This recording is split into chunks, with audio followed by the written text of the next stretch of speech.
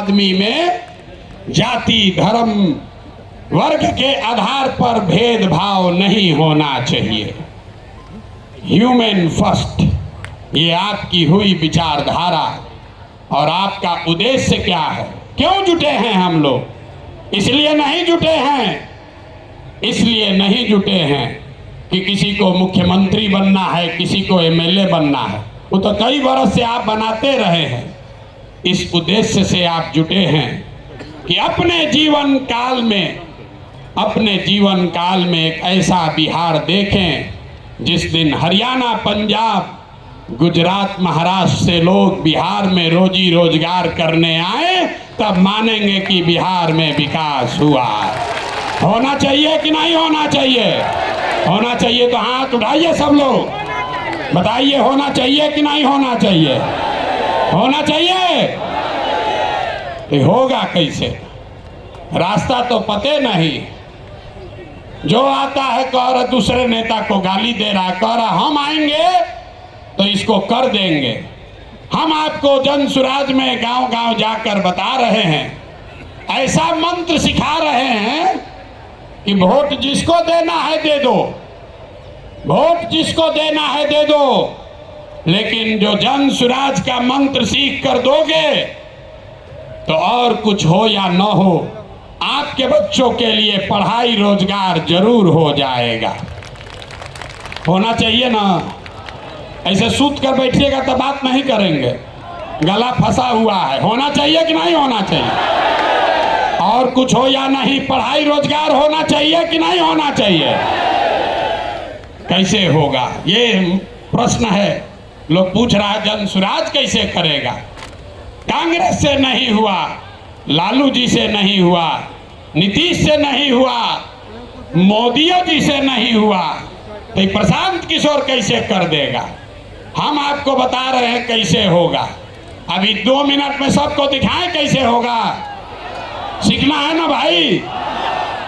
सीखे तो आप लोग गांव गांव में हैं, लेकिन एक बार उसको हम लोग रिवाइज करेंगे। अभी सब लोग, अभी इतना मीडिया वाला लोग लगाया है, सबके सामने जन सुराज का सूत्र देखिए कि कैसे आप वोट चाहे किसी को दीजिए, आपके बच्चों के लिए पढ़ाई रोजगार होगा। तो जो जो इस सवाल रास्ते को फिर से सीखना समझना चाहता है, उसको 3 सवाल का जवाब देना है।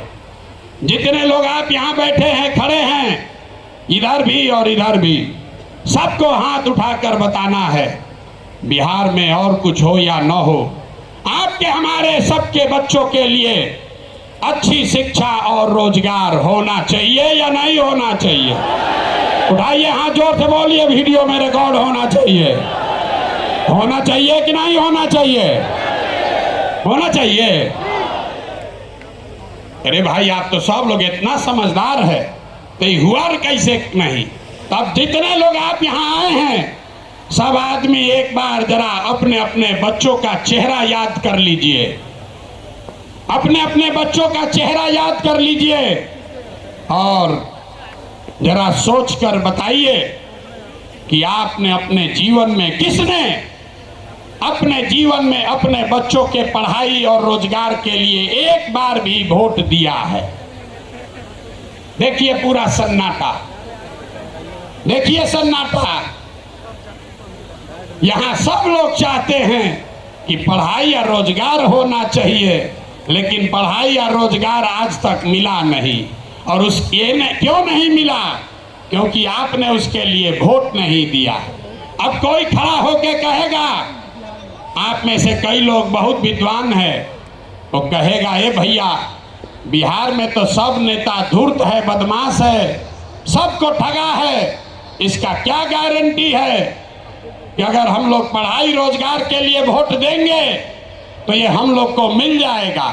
हम अभी 2 मिनट में आपको दिखाएंगे, आपके आंख के सामने, कि चाहे आप वोट लालू जी को दीजिए कि नीतीश को, मोदी को दीजिए या जन सुराज को, जो रास्ता अभी दिखाएंगे आपके आंख के सामने दिखेगा, आपके बच्चों को पढ़ाई रोजगार मिलेगा ही मिलेगा।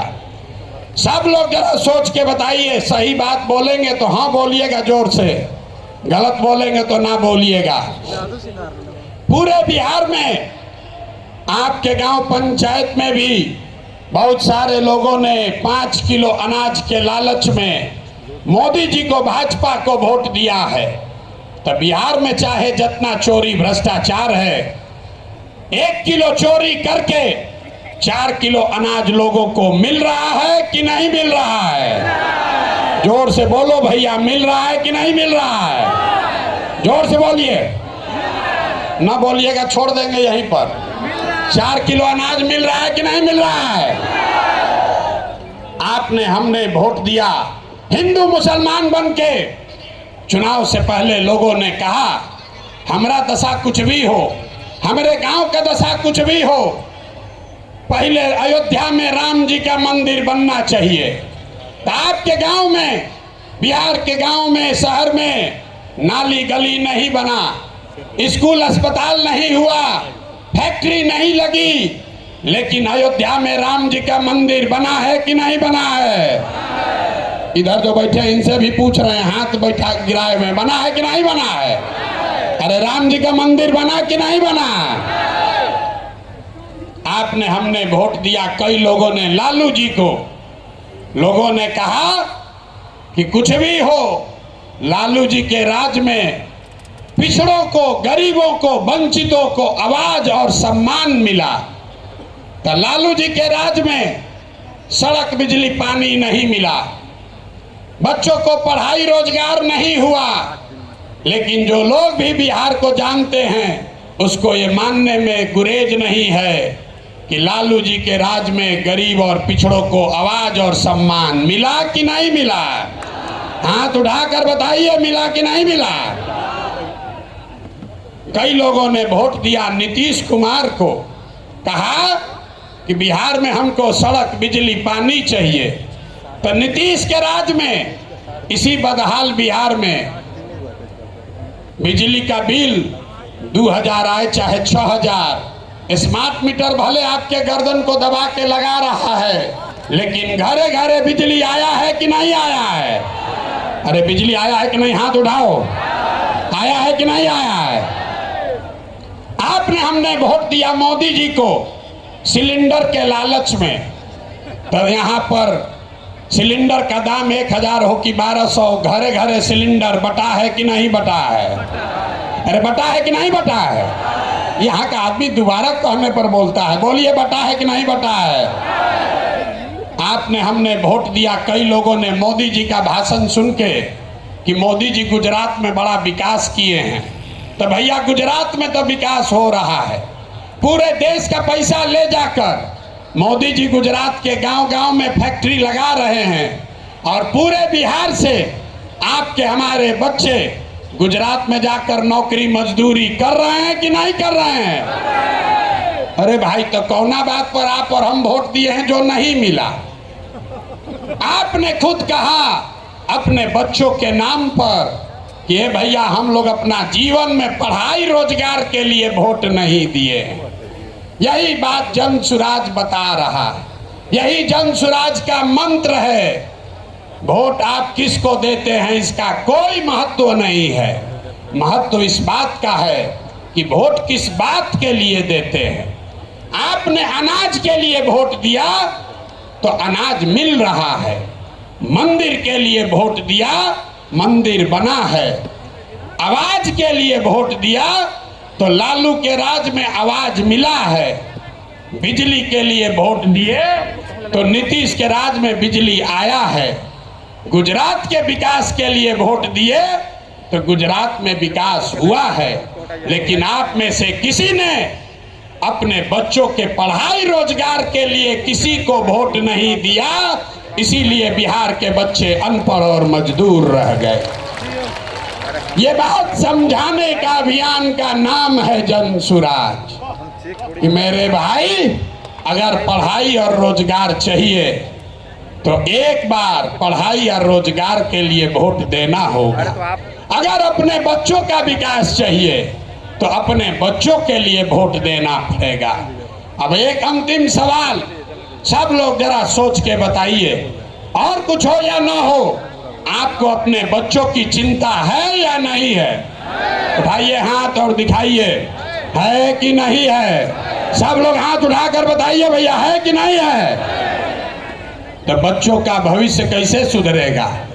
दुनिया में जितने विद्वान हैं उन्होंने बताया कि बच्चों का भविष्य सुधारने के लिए गरीबी से निकलने का 3 ही गो रास्ता है: पढ़ाई, जमीन और पूंजी। 3 ही रास्ता है गरीबी से निकलने का। अगर आप पढ़ लिख जाएगा, आपका बच्चा पढ़ लिख कर नौकरी रोजगार कर लेगा तो उसकी गरीबी खत्म हो सकती है। अगर आप पढ़े लिखे नहीं हैं, आपके पास जमीन हो तो खेती किसानी करके भी आपका बच्चे का जीवन सुधर सकता है। और अगर दोनों नहीं है तो पैसा पूंजी अगर हो, कोई आपको कर्ज भी दे दे तो कोई ना कोई छोटा मोटा रोजी रोजगार दुकान व्यापार करके भी आप अपना जीवन सुधार सकते हैं। बिहार में ध्यान से देखिएगा तो यहाँ पर ज्यादातर लोगों के पास ये तीनों में तीनों चीज नहीं है। यहाँ रहने वाले जितने गरीब लोग हैं उनके बच्चों के पास पढ़ने का कोई सुविधा ही नहीं है। गरीब का बच्चा जा रहा है पढ़ने, वहां पढ़ता नहीं है, खिचड़ी खाया और घरे चला आया। कॉलेज में खिचड़ी नहीं बट रहा है लेकिन वहां से डिग्री बट रही है। बिहार के शिक्षा व्यवस्था का हाल ये है, स्कूल से खिचड़ी और कॉलेज से डिग्री बट रहा है, पढ़ाई दोनों में कहीं नहीं हो रहा है। तो अगर पढ़ाई चाहिए क्योंकि यही रास्ता है गरीबी से निकलने के लिए, तो बिहार में सबसे ज्यादा पैसा शिक्षा पर खर्च होना चाहिए। इसलिए जनसुराज कह रहा है कि जब हमारी व्यवस्था बनेगी तो 1 घंटा के अंदर शराबबंदी को उठाकर फेंक देंगे। 1 घंटा के अंदर शराबबंदी को उठाकर फेंक देंगे। अब लड़का को बुझाया नहीं कि भैया शराबबंदी और पढ़ाई का क्या लेना देना है। हम बताते हैं क्या लेना देना है।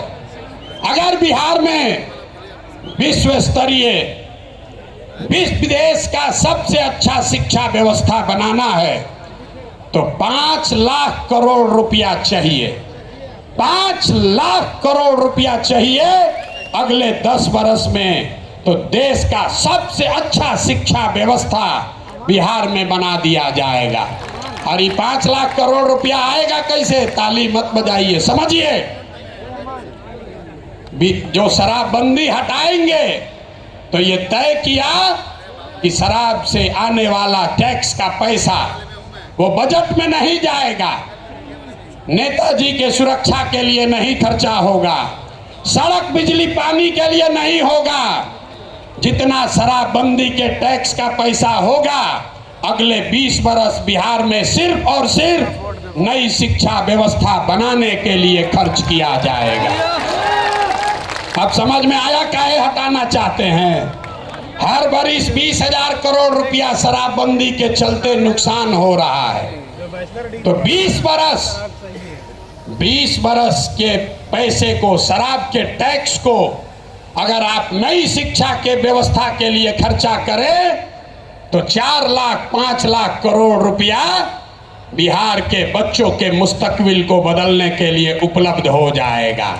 तो अब आपकी सभा में पूछ रहे हैं, बताइए ये योजना लागू होना चाहिए कि नहीं लागू होना चाहिए? ना, जोर से बोलिए। शराबबंदी हटाकर उस पैसे से नई शिक्षा व्यवस्था बनाना चाहिए कि नहीं बनाना चाहिए? ना बोले, हाथ ना उठ रहा है अभी, हाथ उठाकर बोलिए जोर से। ना, जिसको ना बोलना है ना बोलो, बोलिए हटना चाहिए कि नहीं हटना चाहिए? हटना चाहिए। तो हम ये नहीं कह रहे हैं कि शिक्षा व्यवस्था बनाएंगे, उसका रास्ता भी आपको बता रहे हैं। 5 लाख करोड़ रुपया जुटाएंगे इसी बिहार से और ऐसी शिक्षा व्यवस्था बनाएंगे कि पूरे देश से लोग जैसे नालंदा विक्रमशिला में पढ़ने आते थे वैसे यहीं पर पढ़ने आएंगे, तभी बिहार ज्ञान का भूमि फिर से बनेगा। होना चाहिए ना? तो एक बार जोर से ताली बजाइए, तो बजाइए जोर से ताली। ना हुआ। अरे अपने बच्चों के शिक्षा व्यवस्था के लिए आप इतना ताली भी नहीं बजा रहे हो यार, जोर से बजाइए ताली। इस सदन ने इसको अप्रूव कर दिया ना, शराबबंदी जाएगा, नई शिक्षा व्यवस्था आएगी। दूसरा रास्ता शराबबंदी नहीं ये 15 बरस से ये शिक्षा व्यवस्था से क्या होगा? 0 से 15 साल, 15 साल से कम उम्र के आपके जितने बच्चे हैं वो इतना बढ़िया पढ़ लेगा कि उसको बिहार की व्यवस्था पर वो बोझ नहीं बनेगा। हम लोग सरकारी विद्यालय में पढ़े हैं, लेकिन हमको नाली गली नहीं चाहिए, हमको अनाज सरकार से मुफ्त में नहीं चाहिए, क्योंकि हम अपने पैर पर काबिल हो गए हैं। तो पहला लक्ष्य है कि 15 साल से कम उम्र के बच्चों के लिए इतनी अच्छी शिक्षा व्यवस्था बना दी जाए कि आने वाली पीढ़ी में कोई बच्चा बिहार की व्यवस्था पर बोझ न बने। लेकिन जो 15 साल से ज़्यादा हो गया, अब तो कैसे पढ़ेगा? वापस नहीं पढ़ सकता है। तो उसके लिए जन सुराज का दूसरा सूत्र है, 15 साल से 50 साल के उम्र तक के लोगों को जो फिर से वापस जाकर पढ़ाई नहीं कर सकता है, उसके लिए जन सुराज का मंत्र है, हर हाथ में उसको सरकारी नौकरी मिले या न मिले। हम कह रहे हैं कि साल भर में पलायन रोक देंगे, लोग कह रहा है कैसे रोक देगा? अभी इसी सभा में बताते हैं कैसे रोक देंगे। जन सुराज का मंत्र है, सरकारी नौकरी मिले या न मिले, 10 से 12 हजार रुपया का रोजी रोजगार सबको मिलना चाहिए। और ये मिलेगा कैसे? ये मिलेगा पूंजी के ताकत से। ये पूंजी आएगा कहाँ से? हम मन से कह रहे हैं, हमको विशेष राज्य का दर्जा नहीं चाहिए, हम लोग भिखारी नहीं हैं। हम आपको बताते हैं रास्ता, हमको नहीं चाहिए दिल्ली की मेहरबानी। बिहार के लोगों में, आपके बाजुओं में, हम लोग के दिमाग में सरस्वती की इतनी कृपा है कि हम लोग अपना रास्ता खुद बनाएंगे। वो लोग हमको क्या देगा? बिहार से हम लोग उनकी मदद करेंगे। तो रास्ता आपको बताते हैं। पिछले साल बिहार में हमने बिहार की जनता ने बिहार के बैंकों में पैसा जमा किया, 4,61,000 करोड़ रुपया। हमने मिलकर कितना पैसा जमा किया? 4,61,000 करोड़। और बैंकों ने हमको ऋण कितना दिया, लोन कितना दिया? 1,61,000 करोड़। बाकी 3 लाख करोड़ रुपया कहाँ गया? ये कोई चर्चा नहीं कर रहा। हम आपको बताते हैं कहाँ गया। बैंकों ने ये पैसा, आपका हमारा गरीब बिहार का पैसा यहाँ से उठाकर गुजरात में, तमिलनाडु में, कर्नाटक में, आंध्र प्रदेश में भेज दिया। रिजर्व बैंक का आंकड़ा है, वो कहता है कि बिहार में अगर 100 रुपया लोग जमा करते हैं बैंक में, तो बैंक वाला 40 रुपया वापस लोन देता है। और गुजरात में अगर गुजराती 100 रुपया बैंक में जमा करता है, तो उसको 90 रुपया वापस लोन मिलता है। तो अगर बिहार में बैंकों में जो पैसा हम लोग जमा कर रहे हैं, लोन के तौर पर 70% पैसा भी अगर वापस मिलने लगे, जो देश का विधान है, बैंकों को 70% पैसा वापस देना ही देना है, ताकि आप मोटरसाइकिल खरीद सकें, घर बना सकें, बिजनेस कर सकें, खेती कर सकें। लेकिन बिहार में बैंक दे रहा है 40 पैसा। तो इसलिए ये तय किया गया कि बैंकों को ये मजबूर करेंगे कि तुम बिहार का पैसा ले जाकर गुजरात और तमिलनाडु में नहीं दे सकते हो। इसका फायदा क्या होगा? हर साल 2.5 लाख करोड़ रुपया, ध्यान रखिए, हर साल 2.5 लाख करोड़ रुपया बिहार के युवाओं को, यहाँ के किसानों को, यहाँ के महिलाओं को रोजी रोजगार करने के लिए लोन के तौर पर 4% सालाना ब्याज पर दिया जाएगा। ताकि हर आदमी अपने अपने घर में रोजी रोजगार कर सके। अब आप बताइए कि ये होना चाहिए कि नहीं होना चाहिए? हाथ उठाकर जोर से बताइए, इतने जोर से बोलिएगा। होना चाहिए कि नहीं होना चाहिए? हम लोग का रुपया गुजरात के आदमी को मिलना चाहिए, कर्नाटक के आदमी को मिलना चाहिए कि बिहार के लड़कों को मिलना चाहिए? जोर से बोलिए। जब हम लोग गुलाम थे तो क्या होता था? कपास का खेती हुआ बिहार में, फैक्ट्री है इंग्लैंड में, वहां फैक्ट्री में कपड़ा बना और वापस आकर फिर इसी देश में बिकता था। इसी के खिलाफ गांधी जी ने आंदोलन शुरू किया था।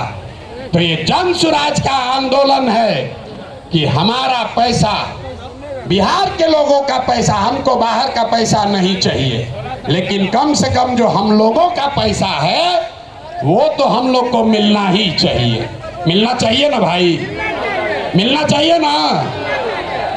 तो 2.5 लाख करोड़ रुपया अगर सीडी रेशियो को, क्रेडिट डिपॉजिट रेशियो को सुधार दिया जाए तो बिहार के महिलाओं को, युवाओं को 2.5 लाख करोड़ रुपया अलग से हर साल मिलने लगेगा। और तीसरा संकल्प, तीसरा रास्ता, बिहार में जितना बुजुर्ग आदमी है अब वो न पढ़ सकता है न रोजी रोजगार कर सकता है। तो जन स्वराज का संकल्प है कि 60 वर्ष से ज्यादा उम्र के हर महिला पुरुष को कम से कम 2000 रुपया महीना पेंशन जरूर दिया जाए, ताकि कोई भी हम लोग का माँ बाप, चचा भैया, कोई गरीब आदमी कम से कम इज्जत से जरूर रह सके। आइए पूरा, अगर बिहार के सारे बुजुर्गों को ये याद रखिए, ये प्रशांत किशोर का जुबान है, अगर कह रहे हैं कि मिलेगा तो इसका पूरा गुणा गणित किए हैं। अगर बिहार में 60 वर्ष से ज्यादा उम्र के हर महिला पुरुष को 2000 रुपया देना है तो हर साल करीब करीब 6000 करोड़ रुपया सालाना लगेगा। बिहार सरकार का बजट है 2.5 लाख करोड़ रुपया, तो 2.5 लाख करोड़ रुपया में से 6000 करोड़ रुपया आपके हमारे बुजुर्गों के लिए खर्चा होना चाहिए कि नहीं होना चाहिए? ना हाथ उठाकर बताओ यार, मुंह से बताओ कितना होना चाहिए? होना चाहिए। तो ये तीनों स्कीम पास कर दिए ना, तीनों स्कीम पास कर रहे हैं ना, ये तीनों स्कीम पास हुआ ना, तो बच्चे का जीवन सुधरा पढ़ाई से, युवाओं का जीवन सुधरा पूंजी से, बूढ़ों का जिंदगी सुधरा 2000 रुपया पेंशन से, बच गए हमारी महिलाएं और किसान। यहाँ का किसान बहुत परेशान है। और नीतीश कुमार आजकल एक नया रोग छोड़ रहे हैं, सर्वे करा रहे हैं, घर घर में गोली चलवा देगा, भाई बहन, चचा भतीजा, बाबूजी भैया सब में मारा मारी करवा दिया है। कराया है कि नहीं कराया है? अपना खतियान निकालने के लिए लोगों को 2-2, 4-4 हजार रुपया घूस देना पड़ रहा है। और एक सीओ और DCLR यहाँ पर 1 महीना में जब से सर्वे शुरू हुआ है, हमको गांव गांव में लोग बता रहे हैं 50 लाख से 1 करोड़ रुपया लोगों से वसूली हो गया। हुआ है कि नहीं हुआ है? जरा बताइए तो, हुआ है कि नहीं? हुआ है ना? हुआ है ना? तो हम लोग का ये डिमांड है, जन स्वराज की ये सोच है कि सर्वे से नहीं, यहाँ भूमि सुधार लागू होना चाहिए। जब सरकार को पते नहीं है कि भूमि का मालिक है कौन, रजिस्टर टू उसके पास अपना ही नहीं है, नीतीश के सरकार को ये पता ही नहीं है कि जमीन है किसका, और आपसे कह रहा है कि तुम बताओ कि तुम्हारा है कि तुम्हारे बहन का है। ये देखिए नीतीश कुमार को। तो इसलिए किसानों की बदहाली दूर करने के लिए जन स्वराज का संकल्प है कि 5 बरस लगेगा, लेकिन यहाँ पर पूरी तरीके से भूमि सुधार लागू किया जाएगा ताकि जमीन की प्रोडक्टिविटी को, ओनरशिप को ठीक किया जा सके। एक आंकड़ा याद रखिए, यहाँ समाजवाद की सरकार चली है, सामाजिक न्याय का बात हुआ है, लेकिन बिहार में 100 में 60 आदमी, 100 में 60 लोग भूमिहीन हैं, उनके पास जमीन नहीं है। पूरे देश में 100 में सिर्फ 38 आदमी के पास जमीन नहीं है, लेकिन बिहार में भूमि सुधार लागू नहीं होने की वजह से 100 में 60 आदमी भूमिहीन है। इसलिए जन सुराज का एजेंडा है कि अगर किसानों का जीवन सुधारना है तो सबसे पहले भूमि सुधार लागू करना है। और दूसरी बात, मजदूरी, खेती को, बिहार का जो खेती है वो खाने वाला खेती है, इसको कमाने वाला खेती अगर बनाना है तो लोगों को मदद देनी पड़ेगी। गांव देहात में हम लोग क्या कहते हैं, लोग कहता है कि भैया कटिया करने आए हैं, कमाने के लिए लुधियाना जाएंगे, रोपनी करने आए हैं, कमाने के लिए गुजरात जाएंगे। आदमी खेती करने आया है, कहता है कि हम खाने के व्यवस्था करने आए हैं, कमाने के लिए बाहर जाएंगे। तो इस व्यवस्था को बदलने के लिए जन सुराज का मंत्र है कि खाने वाली खेती नहीं, कमाने वाला खेती होना चाहिए। और जितने लोग खाने वाला खेती, धान गेहूं को छोड़कर बढ़िया सब्जी मसाला का खेती में जाएंगे, उसके लिए मजदूरी मुफ्त कर दिया जाएगा। अब आदमी कहेगा ए भैया पैसा कैसे आएगा, तो जैसे पढ़ाई का आपको पैसा का रास्ता बताए, युवाओं को रोजगार का पैसा का रास्ता बताए, बुजुर्गों के पेंशन का पैसा का रास्ता बताया, तो वैसे ही आपको बताया कि किसानों के लिए मजदूर मुफ्त कैसे मिलेगा। बिहार सरकार को हर साल अगर हम चाहें तो 10,000 करोड़ रुपया हम लोग को मनरेगा के तहत मिल सकता है। तो अगर मनरेगा के मजदूर को खेती से जोड़ दिया जाए, किसानों को खेती करने के लिए मनरेगा का मजदूर दे दिया जाए, तो बिना 1 रुपया एक्स्ट्रा खर्चा के हर वो किसान जो अपना खेती बेहतर करना चाहता है उसको मजदूर मुफ्त में मिलेगा और उसके लिए 1 रुपया खर्चा नहीं होगा। नुकसान किसका होगा? जो मनरेगा में 40% पैसा लोग कमा रहे हैं, उनका बड़ा भारी नुकसान होने वाला है, क्योंकि मनरेगा का मजदूर अगर सीधे किसान को मिल जाए तो किसान अपने मजदूर से काम भी कराएगा और उसकी आमदनी भी बढ़ेगी। अब एक अंतिम महिला बच गई। महिलाओं का अगर जीवन सुधारना है, सब महिला हमको गांव-गांव में कही है भैया हमको रोजी रोजगार करने के लिए कुछ साधन दीजिए। तो हम लोगों ने तय किया कि बैंकों को ये कहा जाएगा कि जो भी महिला लोन लेना चाहती है रोजी रोजगार के लिए, उसको 4% सालाना पर 4%, अभी जो जीविका वाला चल रहा है इसमें 2-2.5% महीना का लगता है, सालाना 30% ब्याज। और हम लोग कह रहे हैं कि सिर्फ 4% सालाना पर हर वो महिला जो कोई ना कोई रोजी रोजगार करना चाहती है उसको सरकारी गारंटी पर लोन दिया जाएगा और बाकी का 6% सरकार देगी। होना चाहिए ना भाई? तो एक बार जरा हाथ उठाकर बताइए, ये 5 एजेंडा पास कर रहे हैं आप? ये 5 एजेंडा पास कर रहे हैं ना? इसको आगे बढ़ाया जाए ना? ये 5 से भला होगा ना बिहार का? तो ये सब हो जाएगा तब ना होगा जब सरकार बनेगा। सरकारें नहीं बनेगा तो खाली भाषण होगा।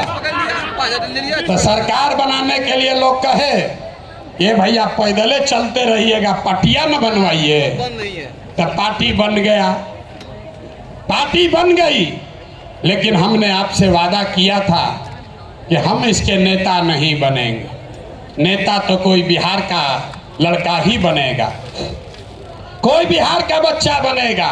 लोगों ने कहा कि आपके जितना तो कोई काबिल आदमी बिहार में मिलेगा नहीं, हम आपको अभी दिखाते हैं, आपके मंच के सामने यही खड़ा करेंगे कि अब दल बना है और दल का नेतृत्व जिस व्यक्ति को दे रहे हैं, दल का नेतृत्व जिसको दे रहे हैं, कार्यवाहक अध्यक्ष जिसको नियुक्त किया जा रहा है, देखिए कैसे सब एकदम ध्यान से सुनने को खड़ा है। अपना बच्चा का बात हुआ तो सो रहा था, आज जैसे बोले कि दल का अध्यक्ष घोषित कर रहे हैं तो देखिए कैसे सजग हो गया। तो जो अभी दल के अध्यक्ष बनेंगे उनका परिचय कराऊं, उससे पहले आपको बता रहा हूं कि ये कार्यवाहक अध्यक्ष हैं, इनका चुनाव मार्च तक फिर से किया जाना है। लेकिन 2 अक्टूबर को हमने आपसे वादा किया था कि दलित समाज का, हमने नहीं कहा था, हमारे सारे साथियों ने कहा था कि दलित समाज का कोई व्यक्ति इस दल का नेता बनेगा। इसलिए नहीं कि वो दलित है, इसलिए नहीं कि कोई अति पिछड़ा है, इसलिए कि वो सबसे काबिल आदमी है जो दलित भी है। ये फर्क समझिए, नेता का नाम सुनने से पहले इस फर्क को समझिए। जब हमने कहा कि जिसकी जितनी संख्या है उसको उतनी भागीदारी दी जाएगी, तो लोगों ने कहा कि ये भी तो वही जात पात बतिया रहे हैं। नहीं, जन सुराज में जात पात के आधार पर जगह नहीं मिल सकता है, लेकिन जन सुराज की सोच है कि हर समाज में काबिल आदमी है और हर काबिल आदमी का कोई ना कोई जाति है, समाज है। तो अगर बनाने वाले के नियत में, बांटने वाले के नियत में खोट न हो तो ये बिल्कुल संभव है कि काबिल लोगों के बीच से जिस समाज की जितनी संख्या है उतने काबिल लोगों को लाकर जगह दे दी जाए। तो अभी जिनका मैं नाम ले रहा हूं, हमारे साथी जिनको ये जिम्मेवारी दे रहा हूं, सभी से सलाह करने के बाद जिनके नाम पर सबकी सहमति है, वो सज्जन यहाँ मधुबनी के हैं, मधुबनी के गांव में पैदा हुए, यही सरकारी विद्यालय से पढ़े, जमुई के सरकारी विद्यालय से पढ़ा हुआ ये बच्चा नेतरहाट गया। नेतरहाट से पास होने के बाद आईआईटी कानपुर गए और आईआईटी कानपुर से इलेक्ट्रिकल इंजीनियर बने। फिर वहाँ से आईआईटी दिल्ली गए, वहाँ से एमटेक करना शुरू किया। इसी बीच में इंडियन फॉरेन सर्विस में भी सेलेक्ट हो गए। तो बिहार के इस मिट्टी के लाल के सम्मान में, जिनका नाम है मनोज भारती, मैं एक बार चाहूँगा कि सब लोग ताली बजाकर स्वागत कीजिए और दल के अध्यक्ष के तौर पर जोरदार ताली बजाइए।